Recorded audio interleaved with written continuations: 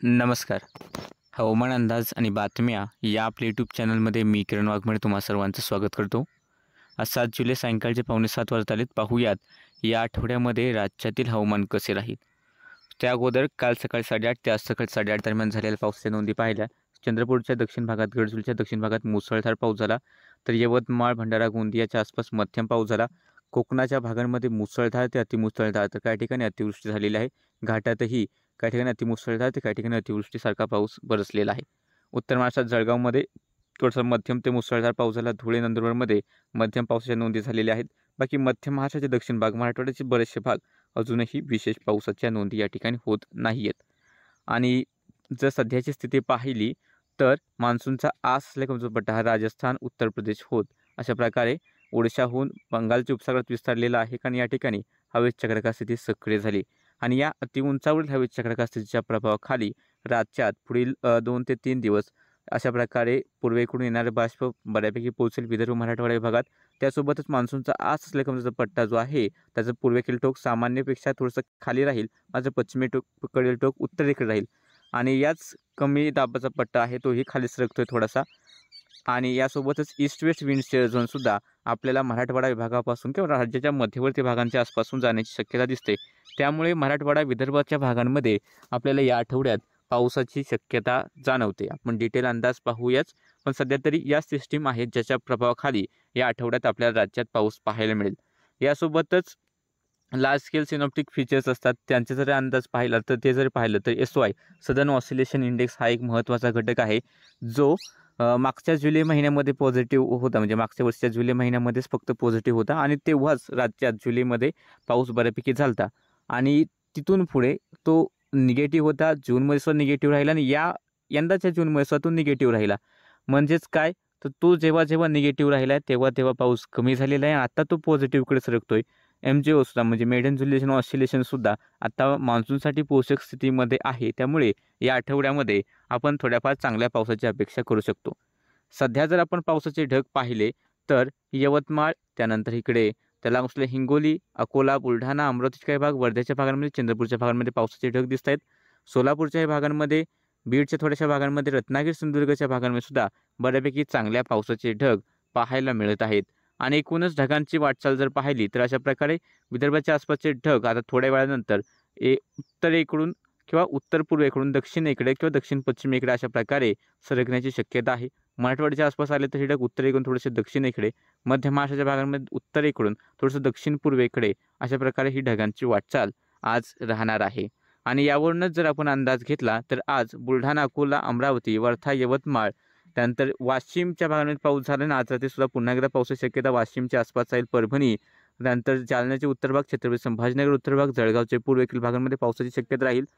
नांदेडमध्ये पावसाचा अंदाज आज रात्रीसाठी राहील. थोडासा धाराशिवचे भाग, त्यानंतर सोलापूरच्या भागांमध्ये आणि किनारपट्टीला रत्नागिरी, सिंधुदुर्ग आणि घाटाच्या भागांमध्ये सातारा, कोल्हापूर बऱ्यापैकी चांगला पावसाचा अंदाज आहे. त्यातल्या त्या तालुकानिहाय जर आपण पाहिलं तर या ठिकाणी देवळीच्या आसपास पावसाची शक्यता आहे. हिंगणघाटच्या आसपास पावसाची शक्यता आहे. त्यानंतर धामणगाव रेल्वे या ठिकाणी पावसाचा अंदाज आहे. त्यानंतर या ठिकाणी दक्षिणेकडील अमरावतीचे भाग असतील बऱ्यापैकी. अकोल्यातील बऱ्यापैकी सर्व तालुक्यांमध्ये हलक्या मध्यम पावसाची शक्यता दिसते. त्यानंतर बुलढाण्याचं पाहिलं तर जळगाव, जामोद, संग्रामपूर, मलकापूर या ठिकाणी बऱ्यापैकी चांगला पाऊस होईल. तसेच देऊळगाव राजाच्या आसपासही थोड्याशा हलक्या मध्यम पावसाच्या सरी राहतील. रावेरच्या आसपास, भुसावळच्या आसपास पूर्वेकडील जो भाग आहे जळगावचा या ठिकाणी थोडासा पाऊस होईल.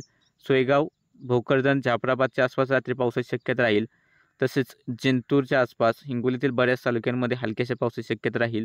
महागाव, उमरखेडच्या आसपास पावसाचा अंदाज आपल्याला पाहायला मिळेल. पुसदच्या आसपास पावसाची शक्यता आज रात्रीसाठी राहील. बीडमध्ये पाहिलं तर बीडच्या आसपास पावसाचा अंदाज हा आहे किंवा इतरही बीडच्या तालुक्यांमध्ये थोड्याफार रात्री उशिरा किंवा पहाटे थोड्याफार पावसाच्या नोंदी होतील, पण सध्या शक्यता बीड तालुक्याच्या आसपास जास्त दिसते. त्यानंतर इकडे मंगळवेढा, सांगोल्याच्या आसपास चांगला पावसाचा जोर आज झालेला आहे, टिकलेला आहे आणि हाच पाऊस दक्षिण सोलापूर, अक्कलकोटकडे पुढे सरकेल. बार्शीच्या आसपासही पावसाचे ढग आहेत. करमाळ्याच्या आसपासही पावसाचे ढग आहेत, पण हे थोड्याशा भागांसाठी आहेत. माळशिरसमध्ये पावसाचे ढग आहे. साताऱ्यात जर पाहिलं तर फलटणच्या आसपास, दहिवडीच्या आसपास आज रात्री पावसाची शक्यता ही राहील.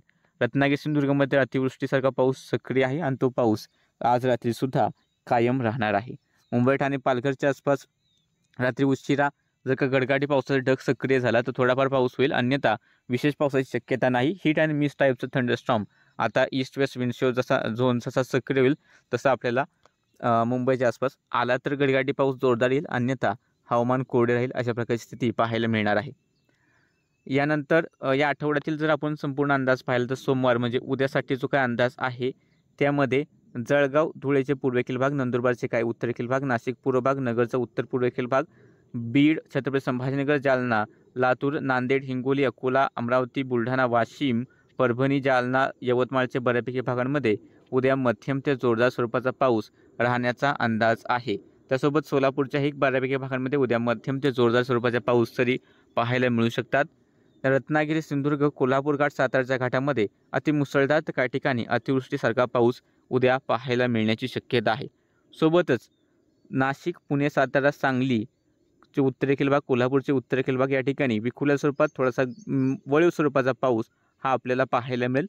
आणि ज्या ठिकाणी होईल, मी सार्वत्रिक नाही पण ज्या ठिकाणी होईल त्या ठिकाणी थोड्याशा जोरदार वळीव सरी आपल्याला पाहायला मिळतील. उद्या सकाळच्या व्हिडिओमध्ये आपण तालुक्याने हे डिटेल अंदाज घेऊयाच, पण सध्या शक्यता अशी आहे की कुठेतरी मध्यम ते जोरदार सरी राहतील.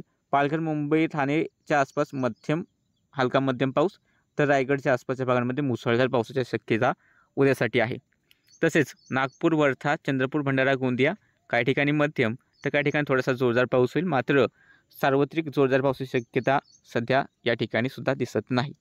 सोमवारनंतर मंगळवारसाठी जर आपण अंदाज पाहिला तर मंगळवारी सुद्धा रत्नागिरी, सिंधुदुर्ग, कोल्हापूर घाट, सातारा घाट मुसळधार ते अतिमुसळधार काही ठिकाणी अतिवृष्टीसारखा पाऊस होण्याची शक्यता कायम राहील. तर मुंबई, ठाणे, पालघरच्या आसपास, रायगडच्या आसपास मध्यम तर एखाद्या ठिकाणी थोडासा जोरदार पाऊस होईल, पण याचीही शक्यता खूप कमी क्षेत्रावरती आहे. खूप मोठ्या क्षेत्रावरती जोरदार पावसाची शक्यता मुंबई, ठाणे, पालघर, रायगडच्या आसपास नाही. हिट आणि मिस्ट थंडरस्टॉर्म म्हणजे गडगडाटी पाऊस तयार झाला तर थोडासा एखाद्या ठिकाणी जोरदार पाऊस होईल, पण जास्त ठिकाणी पावसाचा अंदाज नाही.